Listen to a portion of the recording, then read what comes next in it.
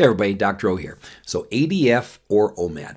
So ADF or alternate day fasting, also known as 36-12 fasting, and OMAD, 1 meal a day, they are both intermittent fasting programs that can work amazingly well. One of the most common questions I get though is why I chose ADF versus OMAD.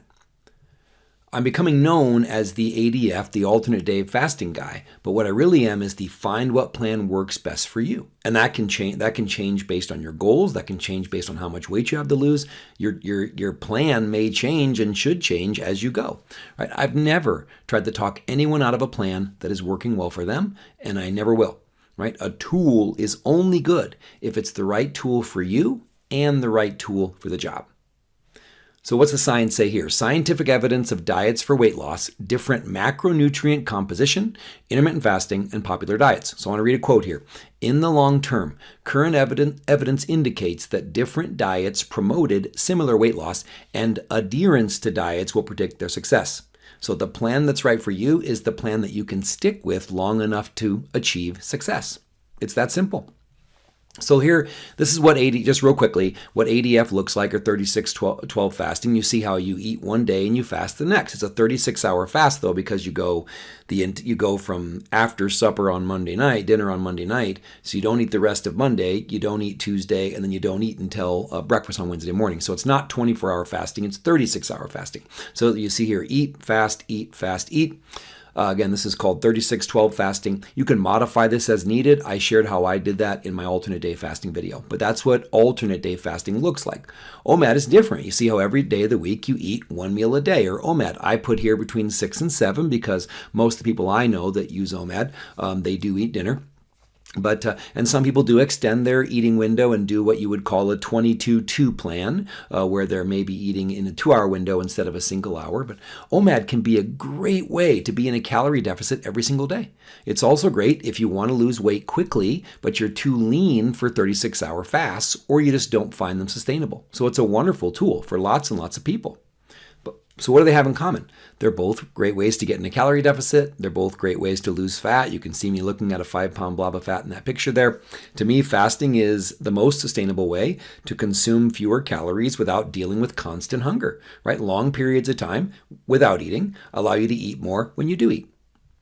Which is more aggressive? This is another question I get. A lot of people that use OMAD will say that alternate day fasting is aggressive. And most people do think that alternate day fasting is more aggressive than 1 meal a day. Common sense absolutely says that'd be true, but let's actually look at it, right? 1 meal a day actually allows for fewer meals and shorter eating windows than alternate day fasting does. I eat 10 to 14 meals per week on alternate day fasting compared to only 7 with OMAD. And I also have 40 hours of eating window per week compared to 7 with OMAD. So this actually explains why some people have better success with OMAD, because I think it is actually more aggressive in some ways. So here's the list of things I want to cover quickly about why I prefer OMAD. Longer fasting windows, longer eating windows, optimizing protein intake, at least sometimes, the benefits of calorie cycling, fits my schedule better, personal things, fits my goals better, and then I'm less likely to overeat. So let's go through some of these. Or all of them, but some a little more quickly than others. Am I saying OMAD is bad? No, absolutely not. I know how the internet works, right? People think that because I'm saying why I prefer alternate day fasting that I'm saying OMAD is bad. I'm absolutely not. I'm just explaining why it wasn't the right choice for me. I would love to hear why you chose the intermittent fasting plan that you were using. Maybe you're doing 2MAD or 16-8 fasting or something else. So reach out and let me know. So when do these differences even matter before we dive into them? I think the differences are super small or don't matter at all if you have a lot of fat to lose, right? The differences become a lot more significant as you get closer to your goals, right? I've done several videos, you can see them here, about how to determine when aggressive fasting is safe and when it isn't. So here's a study that I didn't cover in those other videos. So differences in fat, carbohydrate, and protein metabolism between lean and obese subjects undergoing total starvation.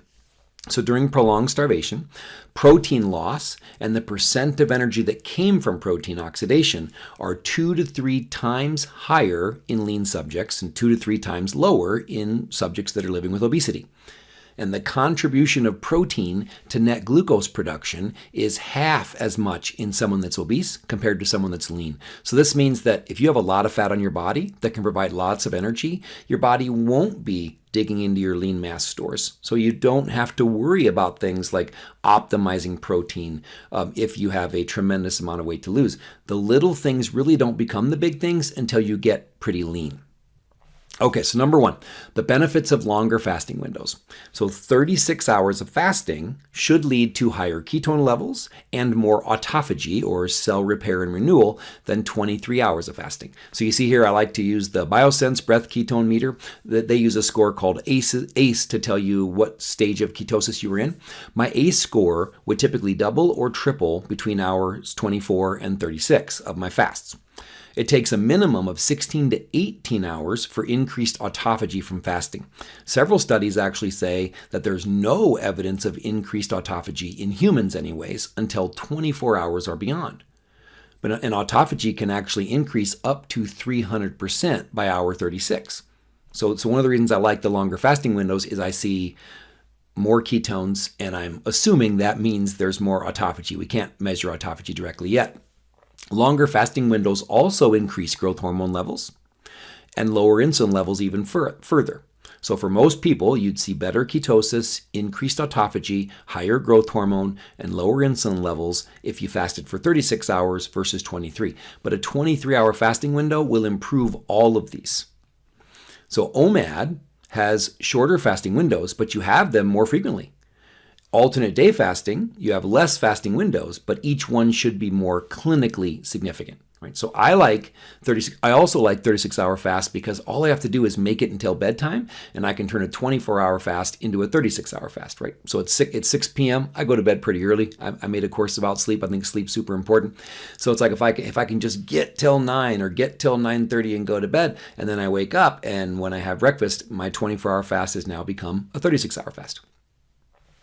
This is why I chose alternate day fasting, but if the longer fasting windows make you miserable, then OMAD would be a much smarter choice for you. I would also say that these benefits, we're primarily talking more about health effects than the actual calorie deficit, so keep that in mind if your primary goal is weight loss. Next, the benefits of longer feeding windows. So alternate day fasting, you have longer fasting windows on one side, but then you have longer feeding windows on the other when you do eat. This primarily has to do with protein timing and calorie cycling. So let's dive in and see what those things mean. So protein. The weight of the evidence says that you need 3 or more protein-rich meals in an 8+ hour window if you want to maximize muscle protein synthesis and muscle growth. This means that neither ADF, alternate day fasting, or OMAD can satisfy your protein requirements all the time. This is why you need to people progress. I have people progress to less aggressive forms of fasting as they get lean. This is also why I recommend 16/8 fasting if muscle building is a top priority. So let's look at the science here. So what does the science say? Dietary protein distribution positively influences 24-hour muscle protein synthesis in healthy adults. So these are two diets, same amount of protein, same amount of calories. That's very important. So they had protein, they had breakfast, lunch, and dinner, but the even group had, let's just say, around 30 grams of protein at each meal, breakfast, lunch, and dinner. The skew or skewed group ate about 10 grams of protein for breakfast, about 16 at lunch, and then 63 or 64 grams at dinner. So that's why it was called skewed. Most of it was skewed to the last meal of the day. The 24-hour muscle protein synthesis rate was 25% higher in the even group that spread their protein out throughout the day more evenly than the skewed group that saved most of their protein for the one evening meal. These differences would be even bigger if they saved all of their protein for one meal. The next study, moderating the portion size of a protein-rich meal improves anabolic efficiency in young and the elderly. So the other issue is there's a limit to how much protein your body can use to increase muscle protein synthesis from one meal. I'm not saying there's a limit to how much you can digest or absorb, but at some point adding more protein isn't going to stimulate more muscle protein synthesis. So this study compared 30 grams of protein versus 90 grams of protein in one meal. It all came from lean beef. So 30 grams of protein from lean beef increased muscle protein synthesis by approximately 50%, which is what you'd expect to see. The other group ate 90 grams of protein. So even though there was a 3-fold increase in protein and there was more calories because they were eating 3 times as much lean beef, there was no further increase in protein synthesis following the ingestion of 90 grams of protein. So you can't just keep throwing protein in one meal and expect it to increase muscle protein synthesis. I'm not saying that eating more than 30 grams of protein is bad. There are lots of other things your body can do with protein. But if you're trying to maximize muscle protein synthesis, it appears to be impossible in a single meal. Another one, myofibrillar muscle protein synthesis rates subsequent to a meal in response to increased doses of whey protein at rest and after resistance exercise. So this one, what I wanted to show you here is that muscle protein synthesis increased by 49% when the study subjects consumed 20 grams of protein, and by 56% when they consumed 40 grams of protein. So that means that increasing the protein at one meal from 20 to 40 grams would lead to a 10 to 20% higher increase in muscle protein synthesis. But the main reason I wanted to talk about this is a dose of whey protein higher than 20 grams started to stimulate amino acid oxidation. So what does your body do with protein? If you've maximized your muscle protein synthesis, what does your body start to do with protein? Well, it oxidizes it and turns it into fuel. So that I think that this study is really important, though. I think it's one of the key studies that shows that 40 grams of protein might be a real ideal number for most people when it comes to in a meal, when it comes to maximizing muscle protein synthesis. But it's also just a reminder that your body will digest and absorb that protein, but it can turn it into fuel just like it can carbs and fat. Okay, so OMAD allows you to eat some protein every day, right? Which is good news, but it's not possible to optimize your protein intake in one meal. The downside with alternate day fasting is that you go longer periods with zero protein, but then you can actually optimize protein intake every other day by having 3 or 4 protein-rich meals during your 12-hour feeding window. So neither are perfect, which is why we choose the path that fits best into our lives. But for me, the choice to optimize protein intake half the time outweighed the choice to get some protein every day. This is especially true because the next things I'm going to cover here, because how I rely on calorie cycling to bounce back and forth between fat loss and muscle building modes.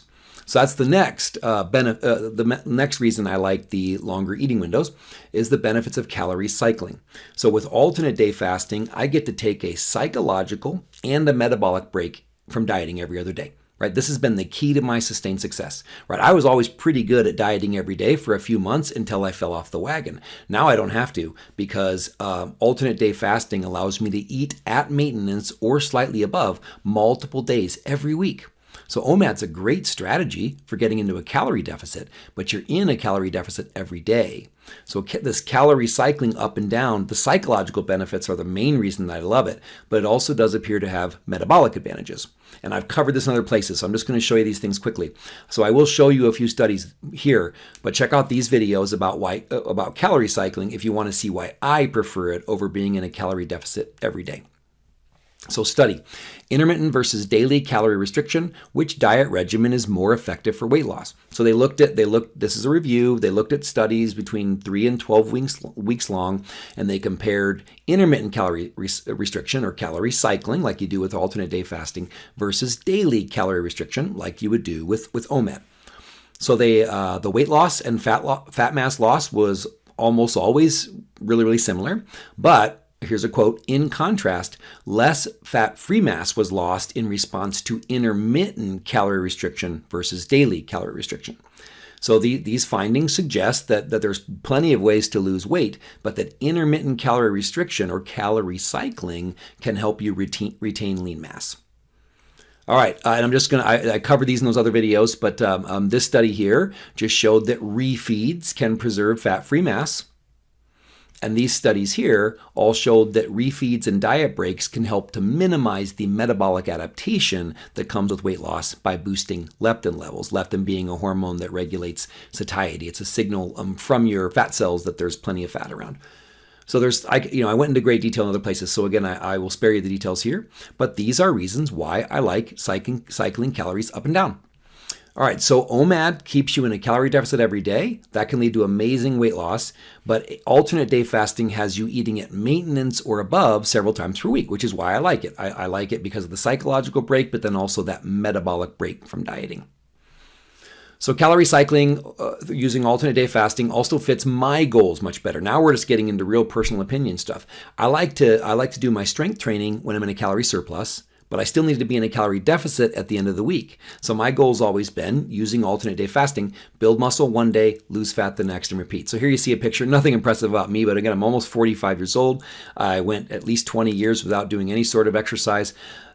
I think this calorie cycling approach and optimizing protein intake really does explain how I was able to add 15 pounds of lean mass and increase my metabolic rate by 180 calories per day while losing 180 pounds of fat. So I lost 165 pounds, 180 pounds of fat, and then I put on 15 pounds of lean mass. So this is the best explanation that I can offer. ADF also fits my personal schedule better. Right? It may not you, but fasting on my busy days is way easier than fasting every day, right? So I have some days at work where I am much busier, and I actually love the fact that I don't have to take time to prepare food and eat food and clean up. So it makes sense for me to do all my fasting when I'm super busy. So that means I can fast less, like on the weekends or on days where I'm less busy. So it fits my schedule that way. It also fits my training schedule, like I just said. I get to be well fed on my training days. So I fast when I'm too busy to eat anyways. I feed or eat when I'm on my training days. And I also usually train in the late mornings. So if I was doing OMAD or 1 meal a day, I'd basically be training 15 hours after my last meal and 6 to 7 hours before my next meal, which works great for some people but doesn't work well for me. So I get to fast when it's easiest to fast. I get to eat when it makes the most sense for me to eat. And then this one here, I'm less likely to overeat. Now this is, again, a totally personal thing. You might be the exact opposite of this, but I've done some OMAD, and when I'm eating one meal a day, I'm more likely to overeat. I try to basically stuff in some extra food because I know that it's the only meal I'm going to get. With alternate day fasting, when I'm eating 3 to 4 meals in a day, it's a lot easier for me to stick to my plan because I know that I have another meal coming soon. But that's completely personal. So ADF or OMAD. These are the reasons why I love alternate day fasting for me. These are not reasons why I think you should abandon 1 meal a day. Absolutely not. So try both and see which one works best for you. I'm beyond happy if OMAD is helping you reach your goals. You can also choose your own adventure and create a plan that mixes both, right? I know some people that like to do longer fasts during the week and then they do OMAD on the weekends. Or you can split the difference, right? Option 3 is to split the difference and do a modified alternate day fasting or the warrior diet, or 24 fasting, where you have a 20-hour fasting window and 4-hour eating window. So with modified alternate day fasting, you still eat every day and you still get to have dinner if having dinner with your family is really important. I'll link to the video in the description here for that. And then 24 fasting, or the warrior diet, or some people call it 2MAD for 2 meals a day, would give you a second protein feeding. So both of those might be more ideal. They would be less aggressive, so you wouldn't lose weight as fast, but as you get closer to your goal, those might both become smarter ideas for you, because both of these are more sustainable, long-term options for weight maintenance. But that's a story for another video. All right, I hope this one helps. Have a wonderful day. Be blessed.